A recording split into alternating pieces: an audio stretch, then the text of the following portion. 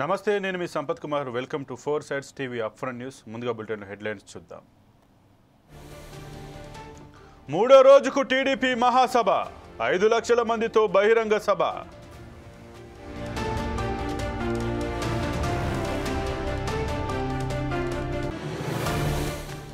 Borabanda corporator వేధింపులు, BRS senior నేత suicide.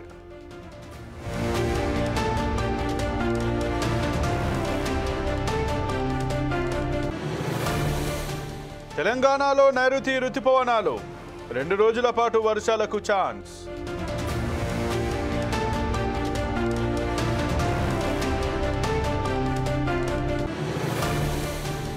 Nirmal GNR కాలనీకి వరద ముప్పు, స్వర్ణ వాగుపై చెక్ డ్యాం పేల్చివేత.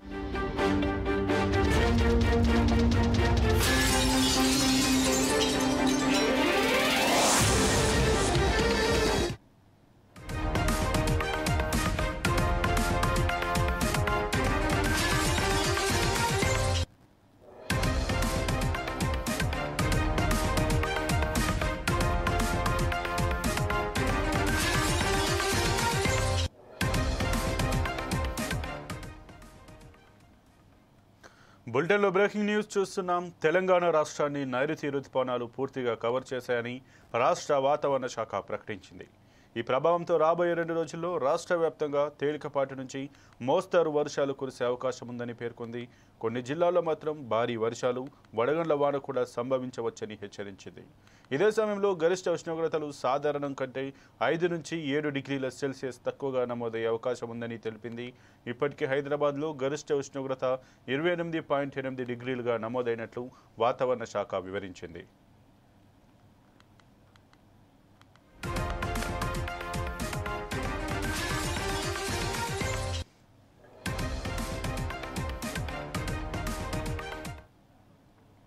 ఇక వర్షాలతో పాటు కొన్ని జిల్లాల్లో గంటకు 40 నుంచి 50 కిలోమీటర్ల వేగంతో ఈదురుగాలులు వీస్తాయని, అదే సమయంలో వర్షాలు కురిసే అవకాశం ఉందని పేర్కొంది. భారత వాతావరణ శాఖ జూన్ నెలలో దేశవ్యాప్తంగా సాధారణం కంటే ఎక్కువ వర్షపాతం నమోదయ్యే అవకాశం ఉందని అంచనా వేసింది. దీర్ఘకాలిక సగటుతో పోల్చితే వర్షపాతం 108% చేరుకోనుందని తెలిపింది. సాధారణంగా నైరుతి రుతుపవనాలు జూన్ 1న కేరళను తాకి జూన్ 11న తెలంగాణను చేరుకుంటాయి. జూలై 8 నాటికి దేశాన్ని మొత్తం కవర్ చేస్తాయి. అయితే ఈసారి రుతుపవనాల ప్రవేశం కొంత ముందుగానే జరిగిందని అధికారులు తెలిపారు. ఇక ఇదే అంశానికి సంబంధించి మరింత సమాచారం మా ఇన్పుట్ ఎడిటర్ శ్రీనివాస్ అందిస్తారు. శ్రీనివాస్, చెప్పండి. ఇటు తెలుగు రాష్ట్రాల్లోనైతే పూర్తిగా నైరుతి రుతుపవనాలు కవర్ చేసినట్టుగా తెలుస్తుంది. మరో 2 రోజుల పాటు వర్షాలు కూడా ఉంటాయని, 40 నుంచి 50 కిలోమీటర్ల వేగంతో పలు చోట్ల ఈదురుగాలు కూడా వీచే అవకాశం ఉన్నట్టుగా తెలుస్తుంది. దీని గురించి మీ దగ్గర ఉన్నటువంటి పూర్తి సమాచారం ఏంటి? సంపత్, ఈసారి ఈశాన్య ఋతుపవనాలు ఏవైతున్నాయో చాలా తొందరగా ప్రవేశించాయని చెప్పచ్చు. గతంలో మనం చూసుకుంటే కనుక ఒక 10 ఏళ్ల రికార్డుని ఒకసారి మనం చూస్తే, చరిత్రను చూస్తే, దాదాపుగా ప్రతి సంవత్సరం కూడా నైరుతి ఋతుపవనాలు మనకి జూన్ మిడిల్ ఆఫ్ ది జూన్లో వచ్చేవి. అంటే 11, 10 ఆ తేదీల్లో వచ్చేవి. ఎందుకంటే మనకి జూన్ 8, 9 మృగశిర కార్తె ఉంటుంది. మృగశిర కార్తె తర్వాతే మనకి వర్షాలు, ఋతుపవనాలు ప్రవేశించడము, ఆ తర్వాత వర్షాలు పడడం స్టార్ట్ అయ్యాయి. కానీ ఈసారి చూస్తే కనుక చాలా ఎర్లీగా వచ్చిందని చెప్పవచ్చు. అంటే దాదాపు 20 రోజుల ముందుగానే ఋతుపవనాలు దేశంలో ప్రవేశించాయి. తెలుగు రాష్ట్రాలను పూర్తి స్థాయిలో మేఘాలన్నీ కూడా కమ్మేశాయి. దాదాపుగా సగం భారతదేశం అంతా కూడా ఋతుపవనాలన్నీ కూడా వ్యాపించి ఉన్నాయి. 1-2 రోజుల్లో అయితే మనకి తెలుగు రాష్ట్రాల్లో గత 4-5 రోజుల నుంచి కూడా వర్షాలు పడుతూనే ఉన్నాయి. మరో 2 రోజుల పాటు వర్షాలు కురిసే అవకాశం ఉందని చెప్పి వాతావరణ శాఖ ప్రకటించింది. మొత్తానికైతే ఈసారి వర్షపాతం సగటున ఎక్కువగానే ఉండబోతుందని మాత్రం ఖచ్చితంగా వాతావరణ శాఖ అధికారులు చెప్తున్నారు. ఎందుకంటే 10-15 రోజుల ముందుగానే వర్షాలు ప్రవేశించాయి, ఋతుపవనాలు ప్రవేశించాయంటే కనుక అది అత్యధికంగానే నమోదయ్యే అవకాశాలు ఉన్నాయి. అంటే సగటు కంటే ఎక్కువగా పడే వర్షాలు ఈసారి పడే అవకాశాలు ఉన్నాయని చెప్పేసి కూడా వాతావరణ శాఖ తెలియజేస్తుంది. అంతేకాదు అసలు మే నెలలో ఎండలు తీవ్రంగా ఉండేవి. ఈసారి మే నెలలో ఎండలు అనేవి చాలా తక్కువగానే ఉన్నాయని చెప్పొచ్చు. ఎందుకంటే 15వ తారీఖు నుంచి చూసుకుంటే కనుక వర్షపాతము మేఘాలు కమ్ముకోవడంతోనే మొత్తం కూడా వాతావరణం ఒక్కసారిగా మార్పు చెందింది. సో దీంతోనే సగటు ఉష్ణోగ్రతల్లో మార్పులు పెద్ద ఎత్తున కనిపిస్తున్నాయి. ప్రజలు అసలు రాత్రి సమయాల్లో చలికి వణికిపోతున్న పరిస్థితి. అసలు ఏసీలో బతకాల్సిన ఈ సమ్మర్ అంతా కూడా మే నెలంతా కూడా అసలు దుప్పట్లు కప్పుకుని పడుకునే లెవెల్కి అంటే ఉష్ణోగ్రతలు పడిపోయిన పరిస్థితి మనకు కనిపిస్తుంది. అంటే పగటి ఉష్ణోగ్రతలో కూడా 5 నుంచి 7 డిగ్రీలు ఉష్ణోగ్రత తగ్గింది. అదేవిధంగా రాత్రుల ఉష్ణోగ్రతలు కూడా తగ్గుదల కనిపిస్తుంది. సో మొత్తానికైతే వాతావరణంలో పెద్ద ఎత్తున మార్పులు అయితే సంభవించాయి. ఏదైతే పగటి ఉష్ణోగ్రత గరిష్టంగా 28 డిగ్రీలు సెల్సియస్ నమోదవుతుంది. యాక్చువల్గా అయితే మే నెలలో 40 దాటి ఈ ఉష్ణోగ్రతలు ఉంటాయి. కానీ మనకి 28 డిగ్రీలు కూడా లేదు అంటే ఏ స్థాయిలో పగటి ఉష్ణోగ్రతలు పడిపోయి మనం గమనించవచ్చు. అదేవిధంగా రాత్రి ఉష్ణోగ్రతలు కూడా అదే స్థాయిలో పడిపోవడం జరిగింది. మొత్తానికైతే కొన్ని ఈ తెలుగు రాష్ట్రాల్లో వర్షాలు గత రాబోయే 2 రోజులు కూడా ఎక్కువగా ఉండవచ్చు అని చెప్పేసి వాతావరణ శాఖ తెలిపింది. కొన్ని చోట్ల అయితే ఈదురుగాలు కూడా వీసే అవకాశం ఉంది. సో మొత్తానికి మనకి బంగాళాఖాతంలో అల్పపీడనాలు ఒకదాని తర్వాత ఒకటి ఏర్పడుతున్నాయి. మరోవైపు అరేబియా సముద్రం నుంచి కూడా అల్పపీడనాలు ఏర్పడుతున్న పరిస్థితి కూడా కనిపిస్తుంది. అయితే ఈసారి ఈ ఏడాది చూసుకుంటే కనుక అత్యధిక వర్షపాతం నమోదయ్యే అవకాశాలు కూడా ఎక్కువగా ఉండే అవకాశాలు ఉన్నట్లు కూడా వాతావరణ శాఖ చెబుతుంది. సంపత్. అయితే శ్రీనివాస్, ఏదైతే గత 2 రోజులుగానైతే ఇటు హైదరాబాద్లో పాటు ఇటు 2 తెలుగు రాష్ట్రాలు కూడా అక్కడక్కడ వర్షాలు అయితే పడుతున్నట్టు తెలిసింది. ఇప్పుడు ప్రస్తుతం హైదరాబాద్లో కానీ ఈ తెలంగాణలో వర్షాలు ఎలా ఉన్నాయి, దానికి సంబంధించినటువంటి సమాచారం ఏంటి? మనం రోజు ఎక్స్పీరియన్స్ అవుతున్నాం. హైదరాబాద్లో పరిస్థితి ఏ విధంగా ఉంది? మనకి గత వారం రోజుల నుంచి చూసుకుంటే కనుక పగటి ఉష్ణోగ్రతలు తగ్గిపోయాయి. చలి వాతావరణం కనిపిస్తుంది. వర్షాలు అయితే రెగ్యులర్ గా పడుతూనే ఉంది. ప్రతిరోజు కూడా ఎక్కడో ఒక చోట హైదరాబాద్ లో కావచ్చు, తెలంగాణలో చాలా జిల్లాల్లో, హైదరాబాద్ చుట్టుపక్కల జిల్లాల్లో మనకి వర్షం కురుస్తూనే ఉంది. సో ఇక్కడ పగటి ఉష్ణోగ్రతలు తగ్గాయి, వర్షపాతం నమోదవుతుంది.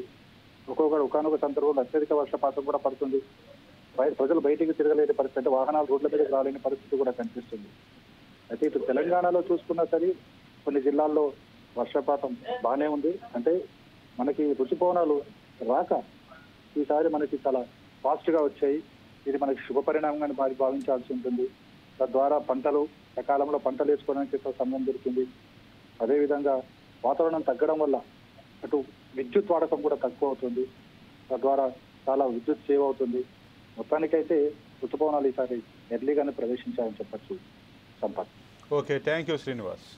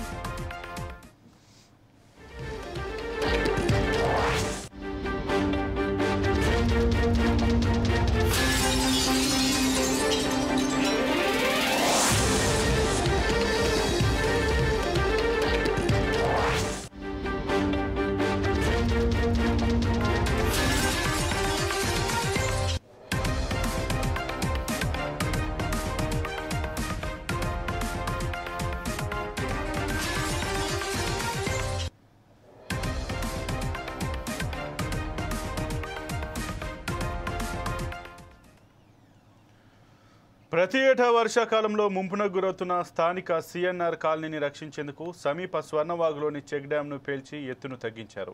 ఇటీవల కలెక్టర్ అభిలాష అభినవ్ జిఎన్ఆర్ కాలనీని సందర్శించి ముంపు పరిస్థితులను తెలుసుకున్నారు.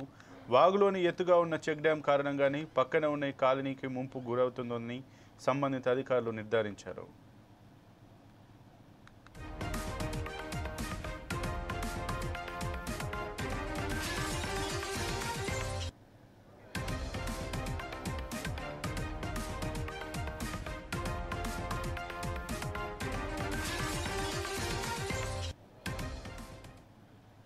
దీంతో ఎత్తు తగ్గింపు పనులకు అవసరమైన నిధులను ఎమ్మెల్యే మహేశ్వర్ రెడ్డి మంజూరు చేయించగా కొలత మేరకు డైనమైట్తో పేల్చివేశారు.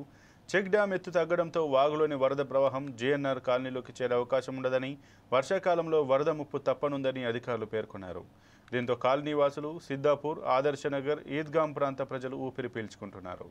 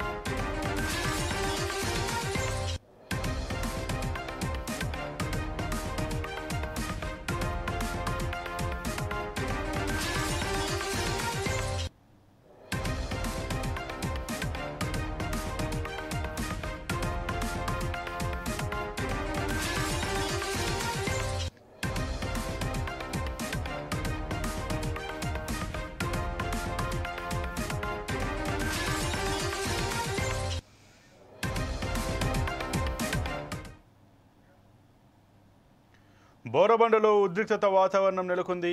ఎస్ఆర్టీ నగర్లోని నిర్మాణ స్థలంలో బీఆర్ఎస్ సీనియర్ నేత మహమ్మద్ సర్దార్ ఆత్మహత్య చేసుకున్నాడు. ఈ ఘటన స్థానికంగా తీవ్ర కలకలం రేపింది. డిప్యూటీ మేయర్, కార్పొరేటర్ బాబా ఫజీయుద్దీన్ వేధింపుల కారణంగా సూసైడ్ చేసుకున్నట్లు ఆరోపణలున్నాయి. ఈ వేధింపులు సర్దార్ మరణానికి కొన్ని వారాల ముందు ఆయన తీవ్రంగా మనస్తాపం చెందినట్లు కుటుంబ సభ్యులు ఆరోపిస్తున్నారు.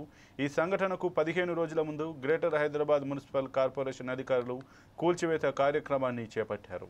సర్దార్ ఇంటిని ధ్వంసం చేయడంతో పరిస్థితి మరింత దిగజారిందని బంధువులు తెలిపారు. ఇది ఆయనను మానసికంగా, ఆర్థికంగా చిదికి గురి చేసిందని తెలిపారు. పోలీసులు అనుమానాస్పద మృతిగా కేసు నమోదు చేసి మృతదేహాన్ని పోస్టుమార్టం పరీక్ష కోసం గాంధీ ఆసుపత్రి మార్చురికి తరలించారు. ఇప్పటి వరకు పోలీసుల నుండి అధికారిక ప్రకటన చేయలేదు. కానీ వివరణాత్మక దర్యాప్తు జరుగుతుందని వారు హామీ ఇచ్చారు. మహమ్మద్ సర్దార్ ఆకస్మిక మరణం ఈ ప్రాంతంలో రాజకీయ ఉద్రిక్తతకు దారితీసింది. అతి మరణానికి దారితీసిన పరిస్థితులపై నిష్పాక్షిక దర్యాప్తును డిమాండ్ చేస్తున్నారు.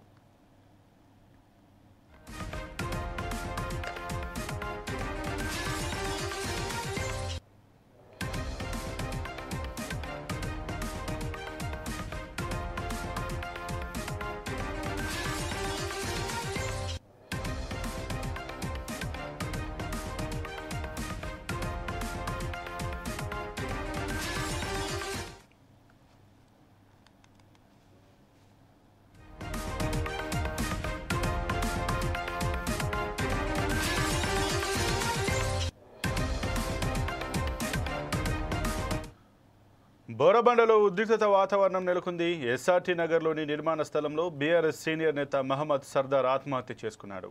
ఈ ఘటన స్థానికంగా తీవ్ర కలకలం రేపింది. డిప్యూటీ మేయర్, కార్పొరేటర్ బాబా ఫసీయుద్దీన్ వేధింపుల కారణంగా సూసైడ్ చేసుకున్నట్లు ఆరోపణలున్నాయి.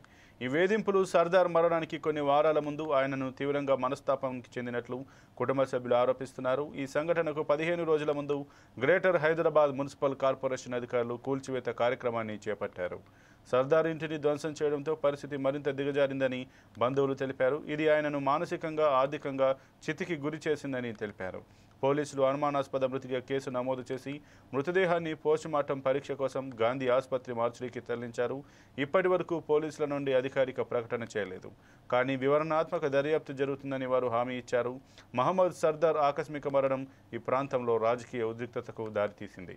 అతని మరణానికి దారితీసిన పరిస్థితులపై నిష్పాక్షిక దర్యాప్తును డిమాండ్ చేస్తున్నారు.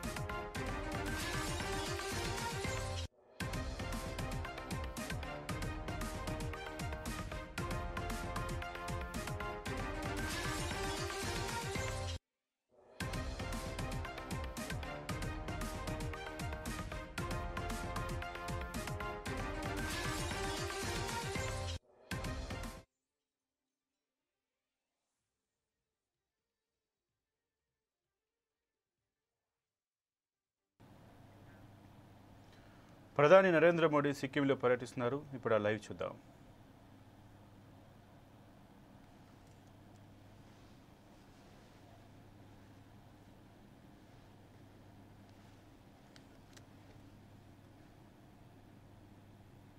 गांगटॉक सिंगताम राष्ट्रीय राजमार्ग 10 पर सांगखोला के नजदीक स्थित अटल अमृत उद्यान भारत के भूतपूर्व प्रधानमंत्री अटल बिहारी वाजपेयी को समर्पित है।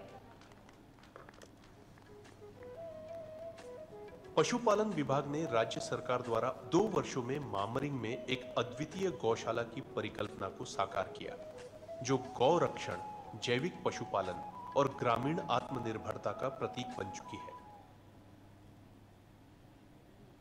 सम्माननीय प्रधानमंत्री महोदय का हार्दिक आभार। अब हम कार्यक्रम के सबसे महत्वपूर्ण क्षण पर पहुंच चुके हैं, जिसका सबको बेसब्री से इंतजार है। हम अत्यंत भाग्यशाली हैं कि हमें यशस्वी प्रधानमंत्री महोदय को सुनने का अवसर मिल रहा है। अब मैं सम्माननीय प्रधानमंत्री महोदय से सादर अनुरोध करता हूं कि अपने आशीर्वचनों से सिक्किम की जनता को अनुग्रहित करें।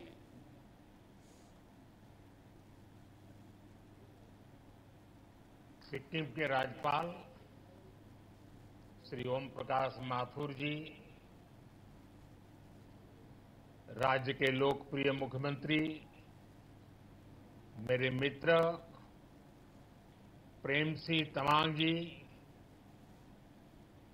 संसद में मेरे साथी दोरजी चिरिंग लेप्चा जी,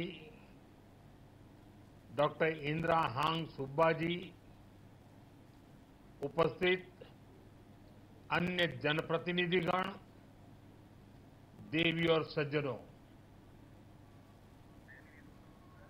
कंचनजंगा को शीतल छाया में बसे को हमरो प्यारो सिक्किम को आमा बाबो दाजू भाई आनी दीदी बहनीहरू सिक्किम राज्य को स्वर्ण जयंती को सुखद उपलक्ष्य में तपाईहरू सबैलाई मंगलमय शुभकामना।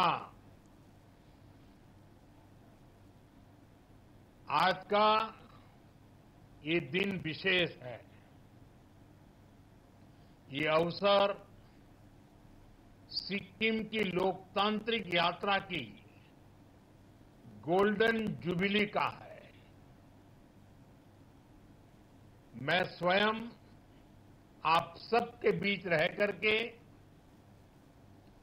इस उत्सव का, इस उमंग का 50 वर्ष की सफल यात्रा का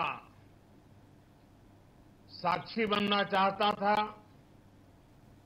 मैं भी आपके साथ कंधे से कंधा मिलाकर इस उत्सव का हिस्सा बनना चाहता था।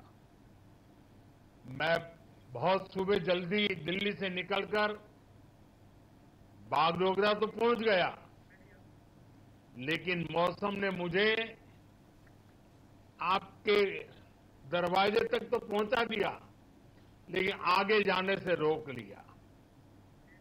और इसलिए मुझे आपके प्रत्यक्ष दर्शन का अवसर नहीं मिला है। लेकिन मैं ये दृश्य देख रहा हूं, ऐसा भव्य दृश्य मेरे सामने है, लोग ही लोग नजर आ रहे हैं। कितना अद्भुत नजारा है।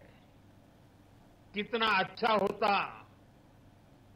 मैं भी आपके बीच होता, लेकिन मैं नहीं पहुंच पाया। मैं आप सबकी क्षमा मांगता हूं। लेकिन जैसा माननीय मुख्यमंत्री जी ने मुझे निमंत्रण दिया है, मैं आपको विश्वास दिलाता हूं, जैसे ही राज्य सरकार तय करेगी, मैं सिक्किम जरूर आऊंगा, आप सबके दर्शन करूंगा और इस 50 वर्ष की सफल यात्रा का मैं भी एक दर्शक बनूंगा। आज का ये दिन बीते 50 वर्षों की अचीवमेंट्स को सेलिब्रेट करने का है।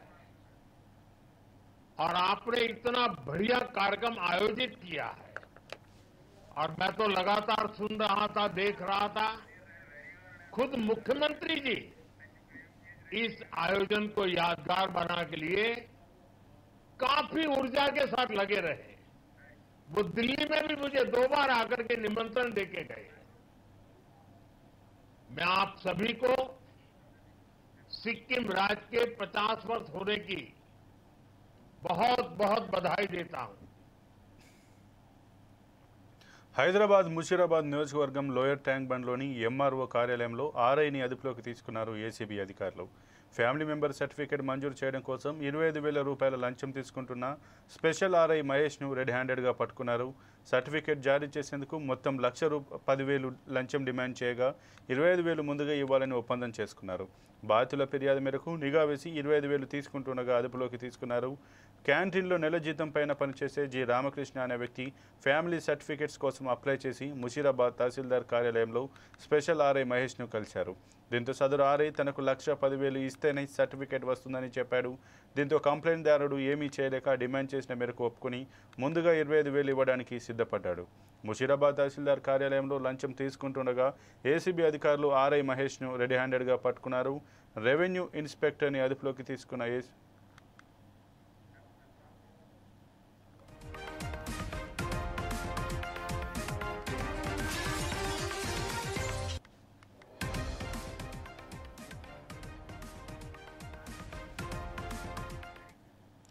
రెవెన్యూ ఇన్స్పెక్టర్ని అదుపులోకి తీసుకున్న ఏసీబీ అధికారులు ఎంఆర్ఓ కార్యాలయంలో ఏసీబీ సోదాలు నిర్వహించారు. ఎంఆర్ఓ కార్యాలయంతో పాటు మహేష్ నివాసంలో సోదాలు చేశారు. ఆర్ఐ మహేష్ను అదుపులోకి తీసుకుని విచారణ చేస్తున్నారు.